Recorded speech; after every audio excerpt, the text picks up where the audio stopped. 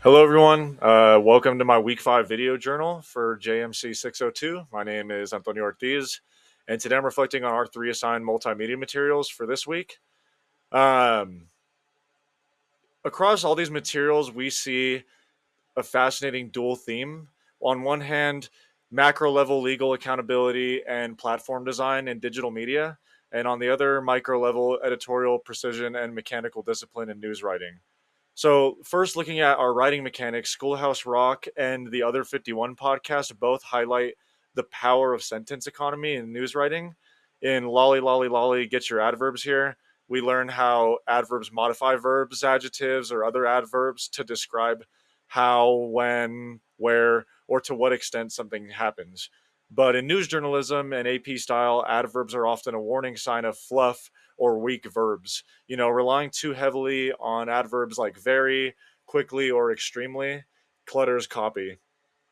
Strong journalists use precise active verbs instead of modifying weak ones. This connects directly to Denny Wilkins' breakdown in the Other 51 regarding a bloated 70-word sentence. In digital reporting and microblogging, long, convoluted sentences lose reader engagement instantly.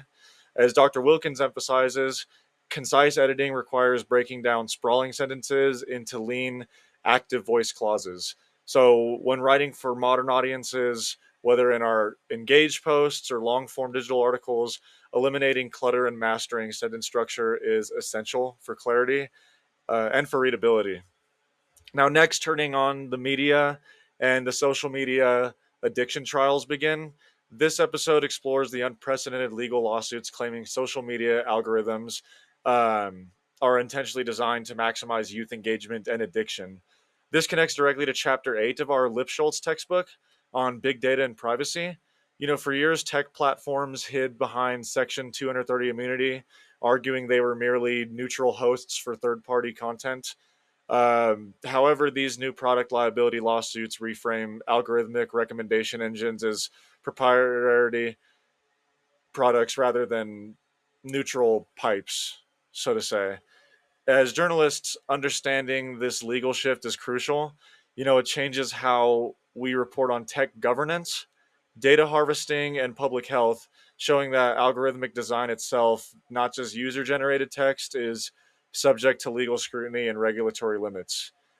To play devil's advocate here, though, regarding both the legal trials discussed and on the media and Dr. Wilkins' editorial advice, while both aim for greater accountability, they face real world operational friction.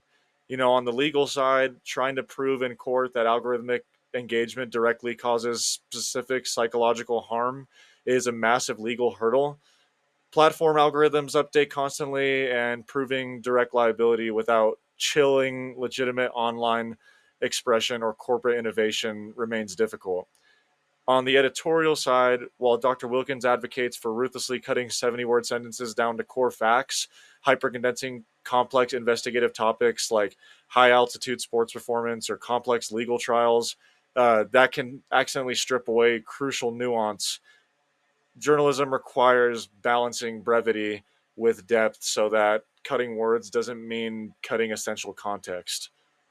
Ultimately, this week's materials remind us that whether we are scrutinizing billion-dollar platform algorithms or editing a single sentence, high quality journalism requires rigorous verification, mechanical precision, and ethical accountability.